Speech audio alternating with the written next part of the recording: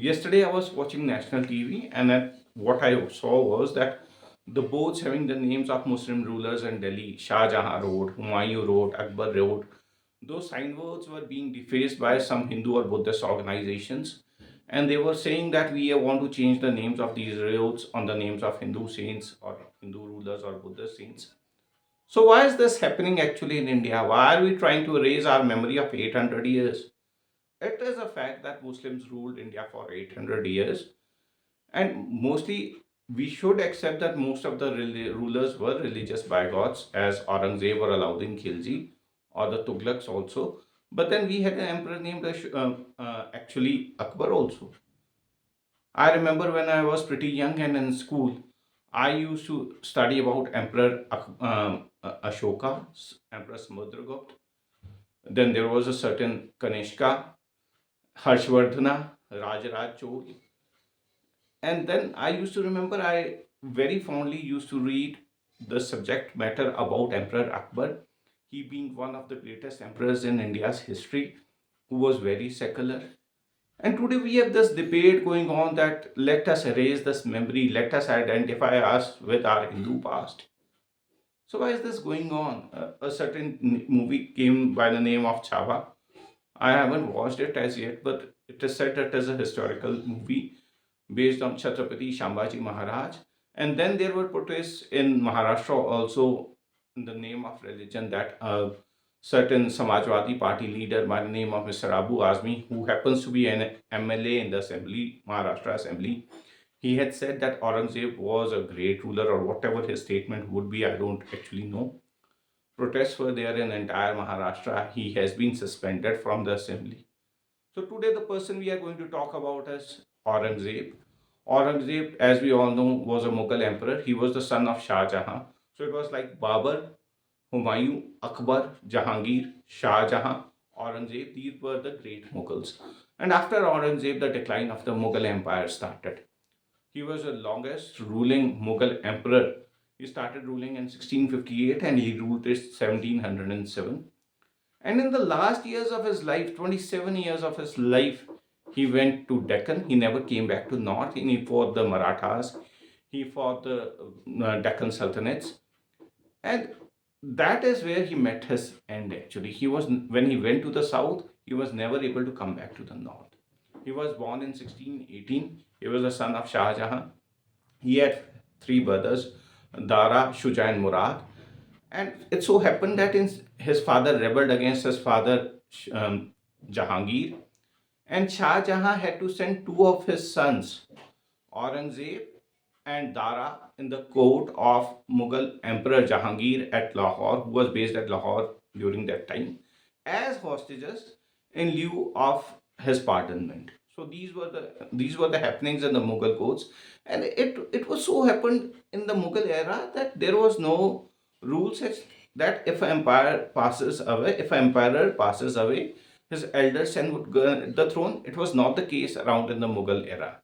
The sons used to fight among themselves. They were bloodthirsty, and it was pretty common that they would kill away their brothers. So such was the bloodthirst in the Mughals regarding the throne. So it so happened that he was in 1633. He was in Lahore in a encampment, a military encampment, and a war elephant got mad. It started to trample everything around.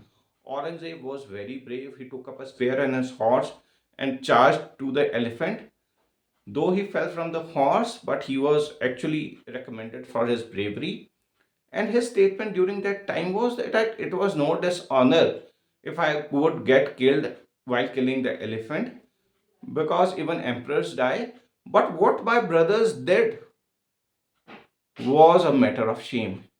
So he was actually comparing himself with his brothers at that time. He was saying that he was better than his brothers. In 1636, he was appointed the governor of Deccan. He led an expedition against the Portuguese in 1638 against the fortress of Daman, but he failed. So it was not like that he actually succeeded as on his campaigns. He succeeded in some campaigns, he lost in some campaigns, and then 1638 he lost in this campaign.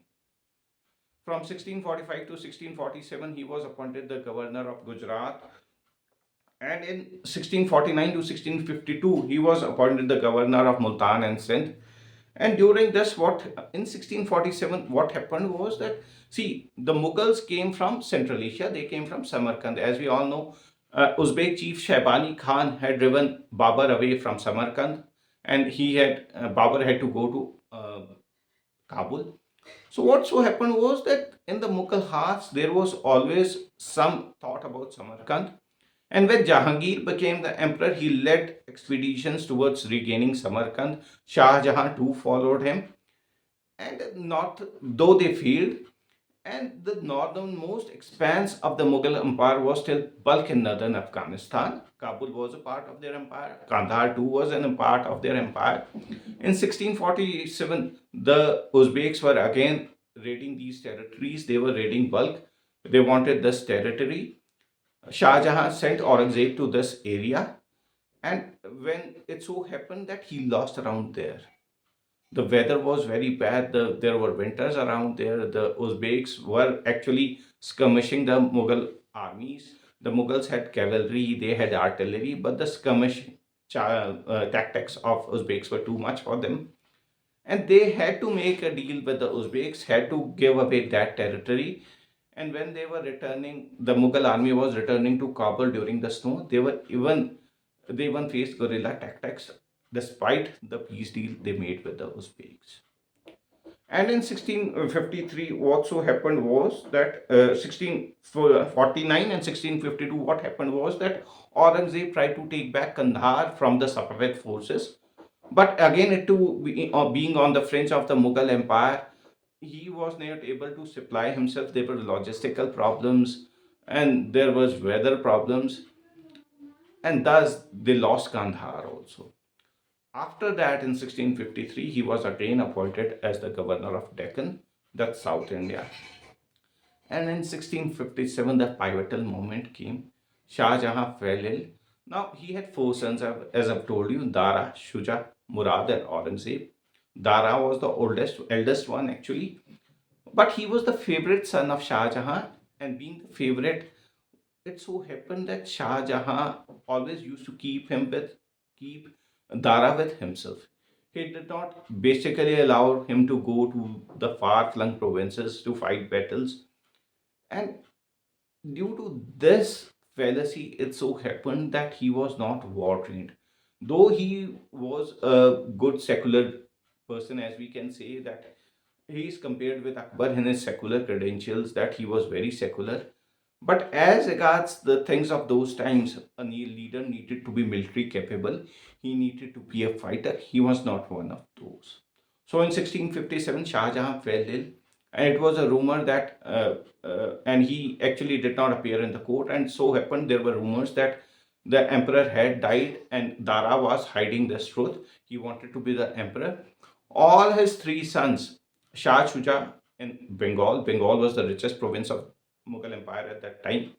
Shuja in Bengal at Rajmahal declared himself the emperor. Murad in Gujarat, he was the governor of Gujarat, he declared himself emperor.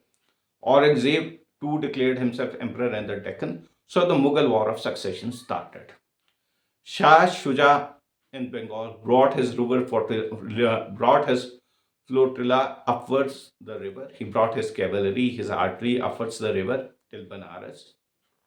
He wanted to reach Agra, which was the Mughal capital at that time. Dara sent the imperial forces under the command of Jai Singh and Suleiman Shikoh to repulse Shah Shuja. The forces met at a battle at Varanasi. Shah Shuja was defeated and he fled from the battlefield. Now, this was one side, the eastern flank. On the southern flank, the imperial forces went to the south, and what they discovered was that Murad and Aurangzeb had combined their forces. They had made an alliance and they had made a treaty that they would partition the empire between themselves. So, in the Battle of Dharmat, it so happened that these forces met in a battle.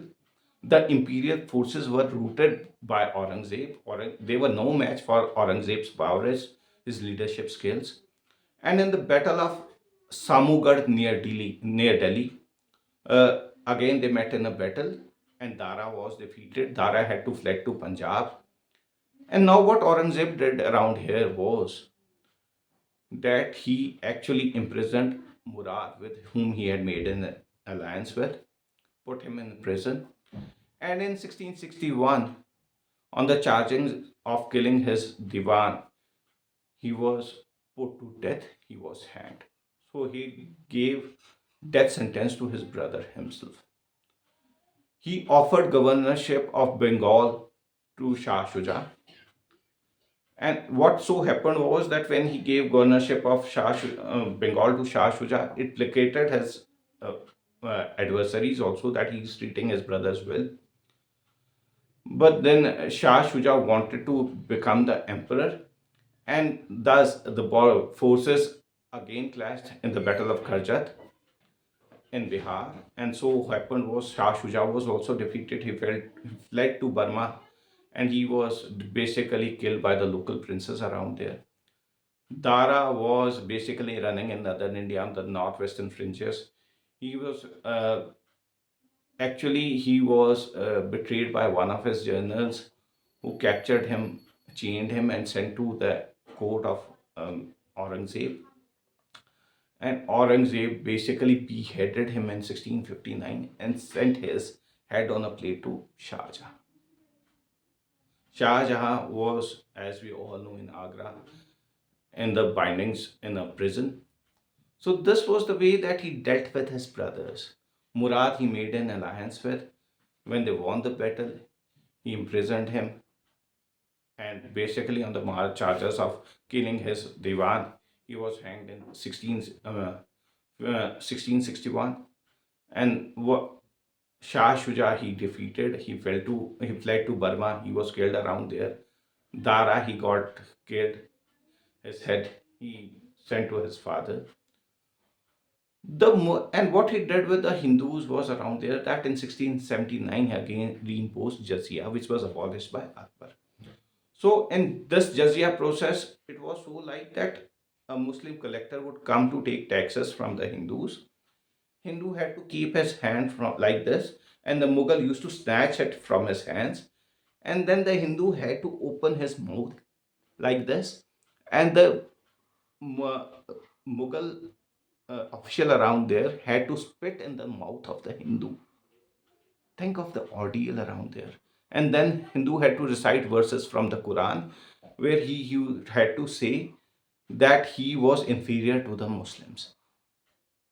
When I consider this in today's date, it is like humiliation.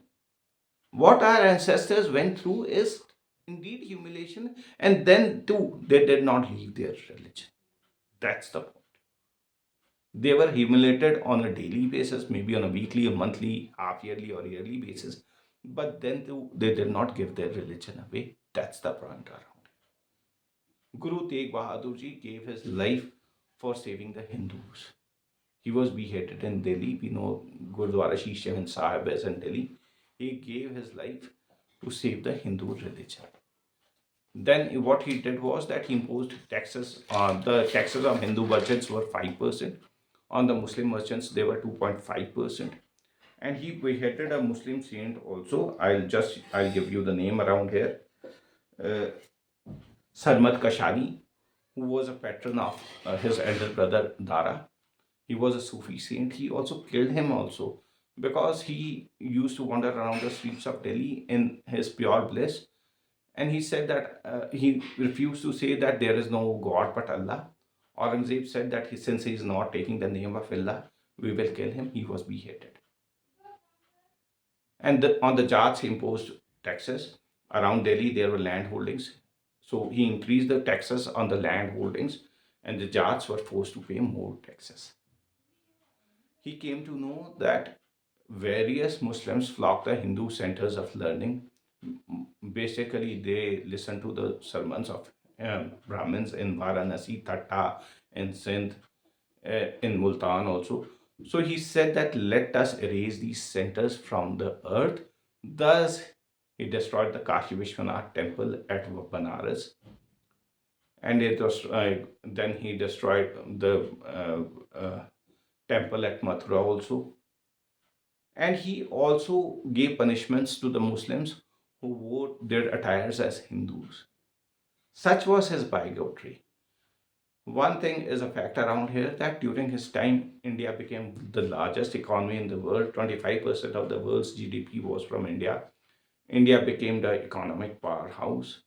Its GDP was something around 450 million at that time, which was 10 times more than the GDP of France ruler Louis uh, 16th, if I remember around here. And India was an economic powerhouse, a military powerhouse. But then, after the death of Aurangzeb in 1707, due to his policies, the Mughal Empire started to decline because he had not treated his subjects well. He had actually spent all his wealth, all the fortunes of the empire in battles, and there was no able ruler to carry on his legacy forward, the legacy of the great Mughals forward. The empire started to decline, and there arose the rise of the Marathas. And it was not the Mughals that the British defeated to conquer India, it was the Marathas they had to defeat. That was all from me for today, friends. I hope you like my video.